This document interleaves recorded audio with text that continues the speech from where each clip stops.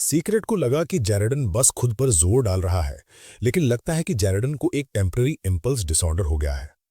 वो जानती थी कि उस शोध के लिए अंगूठे की जरूरत थी। उसे जेरेडन के लिए दुख हुआ। उसने उससे पूछा कि वो कब तक अतीत से बंधा हुआ जीवन जिएगा। एक नीली रोशनी चमकी जो जमीन पर बने मैजिक सर्कल से आई थी। आदेशन ने सुझाव दिया कि उन्हें जल्दी करनी चाहिए, क्योंकि सबसे नजदीकी क्लिनिक लेक्शियन हॉल में है। अगर वे दौड़ते हैं तो वे 5 मिनट में वहां पहुंच सकते हैं। वे वापस प्रोफेसर जेरेडन के ऑफिस में थे और दरवाजे पर एक ताला लगा हुआ था। इस पर मैजिक सर्कल की परतें थीं। दोनों ये देखकर हैरान थे कि उन्होंने जादुई दरवाजे की सुरक्षा को मजबूत कर दिया था। प्रोफेसर जेरेडन ने अपने कमजोर हाथ उठाए। उन्होंने कहा कि वे किसी के पास वापस जाएंगे, और बस इसी तरह दरवाजा खुल गया। रोनन ने प्रोफेसर से कहा कि यह सही दरवाजा नहीं है, लेकिन प्रोफेसर ने जोर दिया कि उन्हें नीचे जाने की जरूरत है। उन्हें इससे पहले कि उसके गुलाब मुरझाएं, ये चाहिए। दीवार पर मशाल जल उठी। रोनन सीढ़ियां उतर गया। वे प्रवेश द्वार पर रुक गए। आदेशन ने जो देखा उससे वो हैरान थी। मेज पर एक ओर्क था और एक महिला एक कैप्सूल के अंदर थी। रोनन ने कहा कि शायद उन्होंने कुछ ऐसा देख लिया था जो उन्हें नहीं देखना चाहिए था। महिला सो रही थी। रोनन ने पूछा कि क्या प्रोफेसर जो हंगामा कर रहा था वो उस महिला की वजह से था। आदेशन ने जवाब दिया कि ऐसा ही लगता है। रोनन ने प्रोफेसर को नीचे रखा और आदेशन से थोड़ी देर के लिए उनका ध्यान रखने को कहा। रोनन ने यह देखने के लिए चारों ओर देखने की योजना बनाई कि क्या वहां कुछ ऐसा है जो मदद कर सकता है। उसने आसपास की जांच की। वहां अनगिनत संदिग्ध सामग्री थी और इस बात के निशान थे कि प्रोफेसर ने राक्षसों के जीवित शरीरों पर चिकित्सा प्रयोग किए थे। यह स्पष्ट था कि यह सिर्फ एक नजर में कोई साधारण प्रयोग नहीं था। उसने उम्मीद नहीं की थी कि प्रोफेसर इस हद तक सीमा पार कर जाएंगे। रोनन को पुनर्जीवन के बारे में एक किताब मिली। उसने प्रोफेसर जेरेडन को देखा। उसने सोचा कि वो क्या कर रहा था। अचानक प्रोफेसर ने कहा कि वो लगभग पूरा कर चुका है, इसलिए महिला को बस थोड़ा और इंतजार करने की जरूरत है। उन्होंने उसका नाम पुकारा। सूना, साल XX, महीना X, दिन 333 शाही कैलेंडर का। जेरेडन को खुशी थी कि वो विघटन की प्रक्रिया से पहले उसके शरीर को संरक्षित कर पाया। शरीर वो प्लेट है जो आत्मा को रखती है, इसलिए जब तक वो उस प्लेट को पूरी तरह से बनाए रख सकता है, उसे विश्वास था कि वो अपनी पत्नी सूनिया को जीवित वापस ला सकता है। हालांकि हर कोई कह रहा था कि पुनर्जीवन जादू में सफलता के कोई पूर्वव्रत नहीं है, लेकिन उसे परवाह नहीं थी। जेरेडन ने कभी हार न मानने की कसम खाई। वे उसे बचाने की उसकी लड़ाई के रिकॉर्ड थे। पुनर्जीवन प्रयास संख्या 54। उसने रिकॉर्ड किया कि यहां तक कि उत्तरी ब्लैक मार्केट से मिले ओगरे के दिल का कोई असर नहीं हुआ। जेरेडन अपने प्रयोगों के लिए मेज टावर के काम के शेड्यूल को समायोजित करने की अपनी सीमा तक पहुंच रहा था। पुनर्जीवन प्रयास संख्या 56। आखिर में मेज टावर ने बिना वेतन के उसकी अनुपस्थिति के कारण उसे उसके पद से हटा दिया। वो अपने प्रयास जारी नहीं रख सकता था। उसे पैसे कमाने का एक तरीका चाहिए था। हेडमास्टर कटियर की मदद से, जिन्होंने उसे प्रोफेसर का पद दिया, उसने सूनिया को फिलॉन के मेज टावर बेसमेंट में स्थानांतरित कर दिया। तब से वो उस जगह का प्रोफेसर बन गया था। उसे मूर्खों को पढ़ाना नापसंद था, लेकिन उसके पास कोई विकल्प नहीं था। ये उसके लिए पैसे कमाने का एकमात्र तरीका था। उसका पुनर्जीवन का प्रयास जारी था और उसके प्रयोगों में अभी भी कोई प्रगति नहीं हुई थी। रोनन सोच रहा था कि एक प्रोफेसर इतनी बुरी तरह से पैसे क्यों चाहेगा। अब उसे वजह पता थी।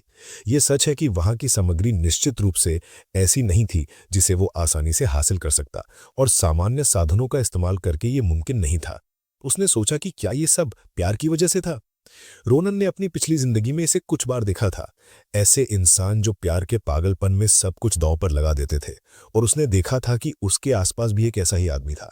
लेकिन समस्या यह है कि ऐसे ज्यादातर लोगों का अंत बुरा नहीं होता, खासकर अगर लोग उनकी कमजोरी का फायदा उठा के उनके पास आते हैं। पत्रिका में लिखा था कि जेरेडन ने विद्रोही समूह के साथ सौदेबाजी की। रोनन ने एक संदिग्ध कागज को देखा और सोचा कि क्या वो भी विद्रोही समूह ने भेजा था। उसे एक बुरा एहसास हुआ। किसी ने उसका ध्यान खींचा। प्रोफेसर ने पूछा कि वो क्या कर रहा था। जब उन्होंने कहा कि क्या रोनन उनकी चीजों को छू रहा था, तो वे नाराज लग रहे थे। रोनन ने कहा कि नहीं।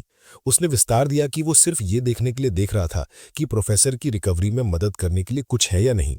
उसने कहा कि उसके जैसा जो अभी तक ठीक से माना का इस्तेमाल भी नहीं कर सकता, देखकर भी कुछ नहीं जान पाएगा। चुपके से रोनन ने संदिग्ध कागज अपनी जेब में रख लिया। रात के अंधेरे में किसी ने बताया कि वे बिना किसी समस्या की मीटिंग कर पाए हैं। लबादे वाले आदमी ने बताया कि वो व्यक्ति काफी हिचकिचा रहा था, लेकिन सौदा पूरा होना सिर्फ समय की बात है। कुछ लोग रस्सियों से बंधे हुए थे और उनके सिर बोरी से ढके हुए थे। लबादे वाले आदमी ने जिक्र किया कि वे जिससे मिल रहे थे वो ताजे खून के सार के लिए बेताब होगा और सिर्फ उसका मालिक ही इसे प्रदान कर सकता है। मालिक ने जवाब दिया कि जैरडन ने उसे खुश किया, वो आखिरकार सिर्फ एक मामूली महिला की वजह से बर्बाद हो जाएगा। इस आदमी के लंबे पीले बाल, लाल आंखें और नुकीले दांत थे। उसने टिप्पणी की कि इंसान अंतहीन रूप से बेवकूफ है। कुछ दिनों बाद कई सामान पैक किए गए थे। प्रोफेसर जैरडन ने रोनन को अंगूठी वापस कर दी, ये कहते हुए कि निकासी सफल रही। रोनन ने अंगूठी का निरीक्षण किया और टिप्पणी की कि उस पर कोई जाहिर बदलाव नहीं हुआ है। उसने प्रोफेसर से पूछा कि उन्होंने ये कैसे किया। प्रोफेसर ने जवाब दिया कि उन्होंने सिर्फ एक छोटी मात्रा निकाली थी और अंगूठी में पहले से ही जबरदस्त शक्ति है। प्रोफेसर जैरडन ने व्यक्त किया कि ये रोनन की वजह से है कि वो अपने अगले प्रयोग के लिए अपनी कठिनाइयों को हल कर सका है, इसलिए वो उसका बहुत आभारी है। रोनन भी उतना ही आभारी था, क्योंकि अगर वो नहीं होता तो उसे ठीक होने के लिए पूरे इलाके में घूमना पड़ता। प्रोफेसर ने यह जिक्र किया कि रोनन ने लैब में जो देखा उसके लिए कुछ एहसास हो सकता है। प्रोफेसर जैरडन उनसे इसे गुप्त रखने के लिए कहने ही वाले थे कि रोनन ने उन्हें बीच में ही टोक दिया और कहा कि यह ठीक है। उसने कहा कि वो बस किसी के काम में शामिल नहीं होना चाहता था और चीजों को बाद में उसके लिए परेशान नहीं करना चाहता था। प्रोफेसर जैरडन ने उसे धन्यवाद दिया। फिर उन्होंने नबीरोज की असिस्टेंट को संबोधित किया और कहा कि वो उसकी समस्या को किसी और दिन देखेंगे। वो जानता था कि ये रोनन की समस्या जितना जटिल नहीं है, लेकिन उसमें भी काफी असामान्य ऊर्जा थी। बिल्डिंग के ठीक बाहर आदेशन और रोनन अलग हो गए। रोनन के मन में कुछ था, ऐसा इसलिए क्योंकि उसने जानबूझकर प्रोफेसर जैरडन की लैब से कुछ लिया था। ये एक छोटा सा कागज का टुकड़ा था जिसमें इस बात का सबूत था कि विद्रोही समूह उस आदेश से संबंधित है और वे प्रोफेसर के पक्ष में है। उसने डॉक्यूमेंट खोला और सोचा कि उसके पास सिर्फ एक ही विकल्प बचा है। कागज पर खून लगा था, जिससे रोनन उलझन में था कि ये क्या है। फिर उसे बाद में एहसास हुआ कि पाठ को जादू का इस्तेमाल करके एनक्रिप्ट किया जा सकता है। उसने शिकायत की कि ये थोड़ा परेशान करने वाला है। उसने सोचा कि क्या उसे ये एस्ले को दे देना चाहिए, लेकिन इससे पहले कि वो फैसला कर पाता, खून के कण बिखर गए। वे आसमान में तैरने लगे और ज्यादा खून उसमें बहने लगा, जिससे खून का एक बड़ा धब्बा बन गया। ये और भी ज्यादा जबरदस्त हो गया क्योंकि खून ने एक बड़े इलाके को ढक लिया। रोनन तब हैरान था जब किसी ने कहा कि यह वैम्पायर जादू का इस्तेमाल करके लिखा गया पत्र था। ओफिलिया वहां आई क्योंकि उसने ब्लड मैजिक ऊर्जा महसूस की। उसे उम्मीद नहीं थी कि वो वहां होगा। रोनन भी ओफिलिया को देखकर हैरान था। ओफिलिया ने उसे नमस्ते किया और कहा कि काफी समय हो गया है। स्पेशल एडवेंचर क्लब के कमरे में रोनन ने उसे कहा कि वो हैरान था। कुछ दिन पहले अपने शोध के लिए सीटा के साथ जाने के बाद उसने उससे फिर कभी नहीं सुना, तो उसने सोचा कि वो व्यस्त होगी। उसने उससे पूछा कि क्या उसका शोध ठीक से चल रहा है। उसने जवाब दिया कि रोनन की वजह से वो काफी प्रगति करने में सक्षम रही है। उसने सीटा को भुगतान के तौर पर कुछ ब्लड मैजिक सिखाया था। उसने सीटा की तारीफ की कि वो उसकी उम्मीद से कहीं ज्यादा प्रतिभाशाली है। रोनन को झटका लगेगा अगर वो उसे बाद में देखेगा। फिर ओफिलिया ने पूछा कि उसके पास ब्लड लेटर कैसे है। रोन ने पूछा कि क्या वो उस कागज के टुकड़े की बात कर रही है जिस पर खून लगा है। ब्लड लेटर ब्लड मैजिक की बुनियादों में से एक है। ये किसी व्यक्ति को खून की एक बूंद में बहुत सारी जानकारी को संपीड़ित करने की अनुमति देता है। इसलिए वैम्पायर मिली भगत करते समय इसका इस्तेमाल करते हैं। अगर इसे माना से भर दिया जाए तो ये छिपी हुई जानकारी को उजागर कर देगा। पत्र में लिखा था कि अगर वे ताजे खून का सार हासिल करना चाहते हैं तो उन्हें उस स्थान पर आना होगा। मैसेज ब्लड हुक की तरफ से था। रोनन को याद है कि ताजा खून प्रोफेसर की पत्रिका में लिखा था और उसे अगले प्रयोग के लिए इसकी जरूरत थी। इससे उसे शक हुआ कि क्या विद्रोही कौवे उन नेबुला बास्टर्ड से संबंधित है। अगर ऐसा है तो ये रोनन के लिए बहुत राहत की बात होगी। अब वो सोचता है कि ब्लड हुक कौन है। ओफिलिया उन्हें जानती लगती है, इसलिए रोनन ने उससे पूछा। उसने समझाया कि ब्लड हुक एक नया संगठन है जिसमें युवा वैम्पायर शामिल हैं जो अभी तक 200 साल के भी नहीं हुए हैं। वे अपरिपक्व युवा बच्चे हैं जो सभी प्रकार की भयानक चीजें करके वैम्पायर के सुनहरे दौर को पुनर्जीवित करना चाहते हैं। लेकिन ओफिलिया को यह अजीब लगा कि उनके पास एक ऐसी वस्तु है जो वैम्पायर की दुनिया में भी दुर्लभ है, ताजे खून का सार। ओफिलिया ने रोनन से पूछा कि क्या वो उसे कागज के असली मालिक का नाम बता सकता है। रोनन को इसका जवाब देना मुश्किल लगा। अगर वो व्यक्ति उस प्रस्ताव से सहमत होता है तो उसे चिंता है कि वो व्यक्ति अपनी जान या अपनी जान से भी कोई बुरी चीज खो देगा। दर्द भरा चेहरा बनाकर रोनन ने सच्चाई बताने की ठान ली और कबूल किया कि उसे वो कागज प्रोफेसर जैरडन की लैब में मिला था। ओफिलिया को इसकी उम्मीद नहीं थी। वो जानती थी कि कुछ असामान्य है, लेकिन वो ये सुनिश्चित करना चाहती थी कि रोनन प्रोफेसर जैरडन स्टोन सॉन्ग की ही बात कर रहा है, जो कभी फुल मून में टावर के शीर्ष जादूगर थे। ये सुनकर रोनन ने पहली बार जाना कि वो शीर्ष जादूगर थे। उसने पूछा कि क्या प्रोफेसर वाकई इतने अविश्वसनीय हैं। ओफिलिया ने यकीन के साथ कहा, हाँ। उसने बताया कि प्रोफेसर जेरेडन का जादू वैम्पायरों के बीच भी प्रसिद्ध है और वो उन कुलीन लोगों में से हैं जो पूरे महाद्वीप में उस मुकाम तक पहुंचे हैं जो किसी और से भी बढ़कर है। रोनन ने सोचा कि अगर ऐसा है तो प्रोफेसर मुश्किल में नहीं होंगे, क्योंकि वो बस वो चीज ले सकते हैं और सौदा खत्म कर सकते हैं। ओफिलिया ने पुष्टि की कि अगर प्रोफेसर सच में इतने मजबूत हैं तो वो हाथ के कुछ इशारों से ऐसे बच्चों से आसानी से निपट सकते हैं। लेकिन अगर प्रोफेसर को ताजे खून का सार चाहिए तो बात पूरी तरह से बदल जाती है। ये एक जन्मजात मानव संलयन है जो उन वैम्पायरों के भीतर बनता है जो लंबे समय से ब्लड मैजिक का इस्तेमाल कर रहे हैं। ये अविश्वसनीय एकाग्रता वाली ब्लड एनर्जी वाला एक खास आइटम है। इसके इस्तेमाल के तरीके के आधार पर इसकी अविश्वसनीय प्रभावशीलता होती है। ओफिलिया ने समझाया कि अगर सार का मालिक यानी वैम्पायर खुद ब्लड मैजिक का इस्तेमाल करके शक्ति को सक्रिय नहीं करता है तो ये बेकार पत्थर बन जाता है। दूसरे शब्दों में उनके सहयोग के बिना पूरा सार प्राप्त करना असंभव है। रोनन ने पूछा कि क्या प्रोफेसर के पास प्रस्ताव स्वीकार करने के अलावा कोई विकल्प नहीं था। ओफिलिया ने हाँ कहा। जिस तरह से उन वैम्पायरों ने प्रोफेसर जेरेडन से संपर्क किया था उससे वो अंदाजा लगा सकती थी कि प्रस्ताव क्या होगा। वो गंभीर दिख रही थी जब वो ये बताने वाली थी कि वो क्या था। ब्लड हुक के साथ टकराव। पूर्णिमा की रात और अंधेरे आसमान के नीचे कई आदमी गुफा के सामने पहरा दे रहे थे। वे जिसका इंतजार कर रहे थे वो आखिरकार आ गया था। वे अपने मालिक द्वारा बताए गए नए रिश्तेदार उम्मीदवार के बारे में बात कर रहे थे, शीर्ष जादूगर जेरेविल स्टोन सॉन्ग। उन्होंने सोचा कि क्या वो इंसान सच में एक प्रभावशाली जादूगर है, क्योंकि उन्हें कोई शक्तिशाली ऊर्जा महसूस नहीं हो रही थी। दूसरे गार्ड ने जवाब दिया कि भले ही ऐसा महसूस हो, उन्हें चौकसी नहीं छोड़नी चाहिए। वे जानते थे कि जेरेडन अपने चरम पर एक ऐसा व्यक्ति था जो ग्रैंड स्वॉर्ड नेबिरोस से टक्कर ले सकता था। उन्होंने आदमी का अभिवादन किया और पुष्टि की कि क्या वो वाकई जेरेडन स्टोन सॉन्ग है। उसने हाँ कहा और टिप्पणी की कि उसे गार्ड का मालिक आसपास दिखाई नहीं दे रहा है। गार्ड ने जवाब दिया कि मालिक अंदर इंतजार कर रहा है। उसने जेरेडन से अपनी पहचान की पुष्टि करने के लिए हुड हटाने को कहा। जेरेडन ने टिप्पणी करते हुए अपना हुड हटाया कि उनका नाम ब्लड हुक काफी ऊंचा लगता है, फिर भी वे डर से भरे हुए हैं। उसने उन्हें अपना चेहरा दिखाया और पूछा कि क्या यह काफी है। उन्होंने सहयोग के लिए उसे धन्यवाद दिया। गार्ड उसे पहरा देने के लिए कहने ही वाला था, लेकिन उसने कुछ देखा। उसने तलवार देखी तो वो उलझन में था, क्योंकि वो जानता था कि जेरेडन एक जादूगर था। जेरेडन समझ गया कि गार्ड ने इसे देख लिया है, इसलिए वो अपनी तलवार निकालने ही वाला था। गार्ड बहाना बनाने ही वाला था, लेकिन इससे पहले कि वो अपना वाक्य पूरा कर पाता उसका सर कट चुका था। दूसरे गार्डों को रिक्रिया करने का समय नहीं मिला, क्योंकि उनके सिर भी तुरंत काट दिए गए। उनके सिर उनके शरीर से अलग होने तक उन्हें पता भी नहीं चला। एक गार्ड बचा था और उसने सब कुछ देखा। बाहर से वो प्रोफेसर जेरेडन जैसा दिखता है, लेकिन वो वास्तव में रोनन है। कुछ दिन पहले ओफिलिया ने रोनन को वो रूप बदलने वाली औषधि दी थी। ये कम से कम 30 मिनट तक प्रभावी थी। इसके साथ वो प्रोफेसर जेरेडन के रूप में रह पाएगा। ओफिलिया ने उससे कहा था कि भले ही यह ज्यादा देर तक ना चले, लेकिन इसका असर इतना भरोसेमंद है कि वो ब्लड हुक की आंखों को धोखा दे सकता है। उसने इसके लिए उसे धन्यवाद दिया था। ओफिलिया को उसके अकेले जाने की चिंता थी। ये वैम्पायर भले ही अपरिपक्व हो, लेकिन ये वैम्पायर है जो कम से कम 100 साल तक जीवित रहे हैं। वो उसके साथ जाना चाहती थी, लेकिन रोनन ने उससे कहा कि वो ठीक है। वो उसके बारे में सोच रहा था, क्योंकि अगर वो अपने ही लोगों से टकराती है तो ये उसे मुश्किल में डाल सकता है।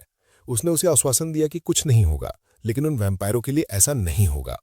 और वर्तमान समय में हमारे लड़के ने पिछली बात को साबित कर दिया था। एक सिर जमीन पर लुढ़क गया। बचा हुआ गार्ड डर से देखता रहा। तभी उसे एहसास हुआ कि यह जेरेडन नहीं हो सकता। रोनन ने उस आदमी का मुंह ढक दिया और उसे शांत रहने के लिए कहा और अपने हाथ से उसका जबड़ा तोड़ दिया। रोनन ने अपनी तलवार की नोक उस आदमी के मुंह के अंदर रखी और कहा कि वो उसके पूछे गए सवालों के जवाब दे, नहीं तो वो कबाब बन जाएगा। गुफा के अंदर रोनन ने अपना लबादा ऊपर कर लिया। उसने पुष्टि कर दी थी कि रास्ते में कोई जाल नहीं है। उसने उम्मीद नहीं की थी कि दौरबान जितना ईमानदार दिख रहा था उससे ज्यादा होगा।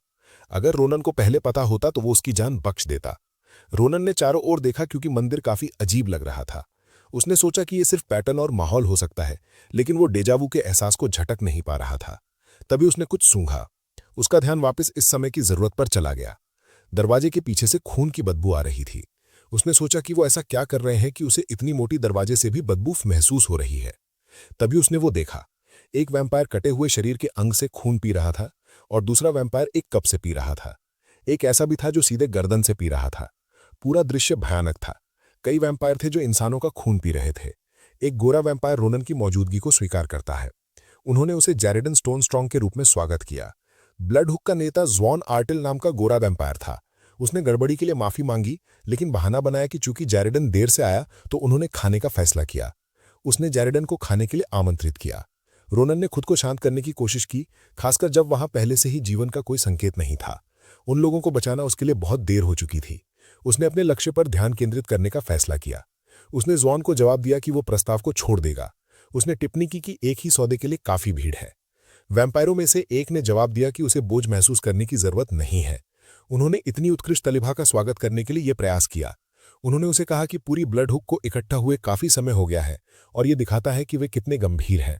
जेरेडन ने जवाब दिया कि जब तक उसे ताजे खून का सार मिलता है उसे कोई फर्क नहीं पड़ता। जुआन ने जवाब दिया कि यह आसान है। उसने समझाया कि यह एक ब्लड पैक्ट के माध्यम से किया जाएगा जो जेरेडन के जीवन को खतरे में डाल सकता है। उसे उनमें से एक बनना होगा, बस इतना ही था। जेरेडन ने उनसे कहा कि वे बेतुकी चीज मांग रहे हैं। उसने पूछा कि क्या वे चाहते हैं कि वो उनका गुलाम बन जाए। जुआन ने टिप्पणी की कि जिस तरह से जेरेडन ने इसे रखा है वो शर्म की बात है। उसने उनसे कहा कि उनका प्रस्ताव उससे कहीं ज्यादा कीमती है। उसने उससे कहा कि ये उसके लिए अपनी ही हीन मानव शरीर को त्यागने का, उसके सपनों से परे सम्मान हासिल करने का एक अवसर है। जुआन ने बताया कि वो उनके कबीले में नया जीवन लाने जा रहा है और ऐसा करने के लिए उन्हें शांतिवाद का वकालत करने वाली पुरानी पीढ़ी को उखाड़ फेंकना होगा। जुआन ने उत्साह से उसे कहा कि वो उसे इस ऐतिहासिक क्षण के सबसे आगे रहने का एक मौका दे रहा है, वैम्पायरों के पुनर्जीवन का शाही युद्ध। जुआन ने जेरेडन से पूछा कि क्या वो सहमत है कि यह इंसानों के लिए एक अकल्पनीय सम्मान है। जेरेडन ने मना कर दिया कि यह सम्मान होगा। वास्तव में उसे लगता है कि यह पागलपन था। जुआन हंस पड़ा और कहा कि वो उसे समझता है, क्योंकि इंसानों के लिए समझना मुश्किल होगा। लेकिन उसने उससे एक बात सोचने को कहा, इस क्षण को पकड़ो, क्योंकि ताजे खून का सार प्राप्त करने का यह उसका एकमात्र मौका है। उसने उसे आश्वासन दिया कि अगर सौदा टूट जाता है तो सार प्राप्त करने का कोई और तरीका नहीं होगा, क्योंकि यह वैम्पायरों के लिए भी एक दुर्लभ वस्तु है। जेरेडन ने जवाब दिया कि वे उसे इनकार करने की कोई जगह नहीं छोड़ रहे हैं। जुआन ने उसकी सहज ज्ञान की सराहना की। जुआन ने स्वीकार किया कि वो इसके बारे में सही है। फिर उसने अपनी उंगलियां चटकाईं। अचानक कमरे में तेज हलचल हुई। हर कोई हिल गया। जेरेडन ने उन्हें देखा क्योंकि वैम्पायर उसे घेर रहे थे। जुआन ने उसे धमकाने का फैसला किया ताकि वो उसे फैसला लेने में मदद करे। उसने उसे कहा कि उसे विरोध नहीं करना चाहिए। उसने पूछा कि क्या जेरेडन ने माना कि असामान्य प्रवाह पर ध्यान दिया है। उसने समझाया कि वहां स्थापित जादुई उपकरण उच्च कोटि के हैं। भले ही वो कितना ही कुशल हो, जब तक वो इंसान है, जादू का इस्तेमाल करना उसके लिए मुश्किल होगा। अगर वो खुद को इसका इस्तेमाल करने के लिए मजबूर भी करता है तो उसका कोर जल्द ही फट जाएगा और वो कभी माना का इस्तेमाल नहीं कर पाएगा। जुआन ने उसे सकारात्मक रूप से देखने को प्रोत्साहित किया। उसने सुझाव दिया कि जेरेडन नहीं चाहेगा कि उसकी पत्नी कमरे में पड़े शवों की तरह एक स्वादिष्ट ब्लड की बैग बन जाए। जेरेडन ने उसे घूर कर देखा। जुआन ने जेरेडन को पैक्ट स्वीकार करने के लिए प्रोत्साहित किया। एक वैम्पायर ने उसका कंधा पकड़ा और दूसरा उसके दूसरी तरफ खड़ा हो गया, जबकि जुआन ने उससे कहा कि यह जल्दी ही खत्म हो जाएगा। जेरेडन ने टिप्पणी की कि उन कमीनों ने अपनी तैयारी पूरी तरह से की थी। उसने व्यक्त किया कि वो मदद नहीं कर सकता, लेकिन इसके फंदे में फंस गया। जुआन हैरान था। रोनन ने स्वीकार किया कि यह अच्छी बात है कि वो प्रोफेसर जेरेडन के बजाय आया। फिर उसने अपना असली रूप जाहिर किया। जुआन चौंक गया। उसने पूछा कि वो कौन था। उसने सोचा कि एक इंसान अंदर कैसे आ पाया। रोनन ने अपनी तलवार कसकर पकड़ी और अपने पीछे के वैम्पायरों को काट दिया। उनके शरीर तुरंत टुकड़ों में कट गए। जुआन में अपने सदस्यों का खून बहते हुए देखा। रोनन ने उससे कहा कि वो अंदर कैसे आया, इससे कोई फर्क नहीं पड़ता। रोनन ने उनसे कहा कि उन्हें बस चुप रहना चाहिए और शांत रहना चाहिए, और उसने उन्हें मच्छर कमीने कहकर अपमानित किया। उसने घोषणा की कि ये सफाया का दिन है। जुआन ने पूछा कि वो कौन था। जुआन उस व्यक्ति पर गुस्सा है जो अपनी औकात नहीं जानता, लेकिन तभी रोनन गायब हो गया। उस थोड़े से समय में वो जुआन तक पहुंच गया। जुआन चौंक गया क्योंकि वो उसकी हरकतों को पकड़ नहीं पाया। जुआन ने खून के लिए पुकारा। उसने हमले को अंजाम देने के लिए अपना हाथ उठाया, लेकिन उसका हाथ पलक झपकते ही काट दिया गया। रोनन ने अभी अभी उसका हाथ काट दिया था। रोनन फिर से हमला करता है। उसने तेजी से अपनी तलवार घुमाई। जब तक उसने थोड़ा ब्रेक लिया, जुआन अपने अंग खो चुका था। जुआन दर्द से करहा रहा था। वो जोर से चिल्लाया। जुआन ने शब्दों में अपना गुस्सा व्यक्त किया। उसने रोनन को धमकाया। रोनन ने अपनी तलवार के हैंडल से जुआन की नाक पर आसानी से वार किया। इससे जुआन हवा में उछल गया। जोर से चीखता हुआ जुआन जमीन पर जा गिरा। रोनन ने उससे कहा कि वो थोड़ी देर वहीं रहे, क्योंकि उसकी योजना उसे सबसे आखिर में खत्म करने की है। दूसरे वैम्पायर वहां पहुंचे और जुआन की दयनीय हालत देखकर हैरान रह गए। वे विश्वास नहीं कर पा रहे थे कि ये उसके साथ हुआ। भले ही जुआन कितना भी लापरवाह क्यों न हो, लेकिन ये अकल्पनीय था कि वो जवाबी हमला भी नहीं कर पाया। इसकी वजह से उन्हें एहसास हुआ कि ये बदमाश कोई साधारण इंसान नहीं है। हर कोई लड़ाई के लिए तैयार हो गया। उन्होंने रोनन को घेर लिया। रोनन ने कहा कि उसने ओफिलिया से सुना था कि ये मच्छर खून को हथियार की तरह इस्तेमाल करते हैं। अब जब उसने इसे देखा तो वो इस बात की पुष्टि कर सकता है कि ये सच है। वे गुस्से में उसकी तरफ दौड़े। रोनन के पैरों पर खून जमा हो गया। इस तकनीक को ब्लड बग कहा जाता है। रोनन ने पूछा कि ये असुविधाजनक खून का पोखर किस बारे में है। वैम्पायर ने घोषणा की कि उसने रोनन के पैरों को बांध दिया है। सारे वैम्पायर एक साथ रोनन पर टूट पड़े। रोनन ने अपनी तलवार से हमले को टाल दिया। भले ही वे वैम्पायर लगातार हमला कर रहे थे, आखिरकार उसने बचाव की मुद्रा अपनाई और एक वैम्पायर को कंधे पर चाकू मार दिया। फिर अगले वालों को काट दिया और ज्यादा वैम्पायर लगातार हमला करते रहे। उसने अपनी जगह से हिले बिना उन्हें आसानी से काट दिया और ज्यादा वैम्पायर आते रहे। रोनन ऊब चुका था। उसने सोचा कि ये परेशान करने वाले मच्छर बहुत तेज हैं। वैम्पायर की पुनर्जीवन क्षमता उसकी परेशानी को बढ़ा रही थी। जब एक महिला वैम्पायर रोनन के सामने थी, तभी किसी ने पीछे से खून मारने की तैयारी की। इस हमले को ब्लड शॉट कहा जाता था। रोनन ने इससे बचने के लिए अपने ऊपरी शरीर को पीछे की ओर मोड़ दिया। हमले ने छत पर वार किया। रोनन को एहसास हुआ कि उन वैम्पायरों में मध्य स्तरीय जादूगर के स्तर की जादुई क्षमताएं हैं। अब उसे ब्लड हुक की पूरी ताकत का एहसास हुआ। लेकिन अगर ऐसा है तो वही महिला वैम्पायर उस पर दौड़ी। उसने मरने के लिए उस पर चिल्लाई, लेकिन इससे पहले कि वो कुछ कर पाती, उसका सिर पहले ही 2 टुकड़ों में बंट चुका था। रोनन ने अपनी तलवार घुमाई और वैम्पायरों के शरीर के हिस्सों को काट दिया। वो ऐसा ही करता रहा। लड़ाई उसके लिए कोई समस्या नहीं थी। उसने एक वैम्पायर के पैर काट दिए। ये देखकर वैम्पायर डर गया। वो अपनी आंखों पर विश्वास नहीं कर पा रहा था। एक ऐसी जगह जहां इंसान की माना को नियंत्रित किया जा रहा है और रोनन के पैरों को वैम्पायर के जादू से बांधा गया है। वैम्पायर को समझ नहीं आ रहा था कि रोनन अभी भी ऐसे कैसे घूम सकता है। वैम्पायर को शक होने लगा कि रोनन सच में इंसान है। रोनन ने इस वैम्पायर को संबोधित किया और पूछा कि वो क्या सोच रहा है। उसने पूछा कि क्या वैम्पायर उससे लड़ने वाला नहीं है। अब सिर्फ यही वैम्पायर बचा था। रोनन ने स्वीकार किया कि उसने उनके जाल में गिरने का नाटक किया था, क्योंकि उनके प्रयास प्यारे थे। अब उसे बुरा लग रहा है, लेकिन वो कुछ नहीं कर सकता। उसने बताया कि उसकी तलवार थोड़ी अनोखी है। डर के मारे आखिरी वैम्पायर पीछे हट गया। वो भागने की कोशिश में मुड़ गया, लेकिन रोनन पहले ही उसके पीछे था। वैम्पायर के शरीर में एक तेज रोशनी दिखाई दी। वो रोनन की तलवार थी जिसने वैम्पायर को 2 टुकड़ों में बांट दिया। आखिरी वैम्पायर का शरीर जमीन पर गिर गया। रोनन अपनी खून से सनी तलवार के साथ वहां खड़ा रहा। उसने वैम्पायर से कहा कि भागना जवाब नहीं है, क्योंकि वो अपने दोस्तों को पीछे छोड़ देगा। अब जब उसने ध्यान भटकाने वालों को रास्ते से हटा दिया था, तो उसने अपना ध्यान वापस जॉन की ओर कर दिया। अपने चेहरे पर एक शैतानी मुस्कान के साथ उसने वहीं से शुरू करने का फैसला किया जहां से उन्होंने छोड़ा था। दोस्तों, हम अपने वीडियो के अंत में आ गए हैं। अगर आप लोग इस वीडियो का अगला भाग चाहते हैं तो हमें कमेंट सेक्शन में बताएं।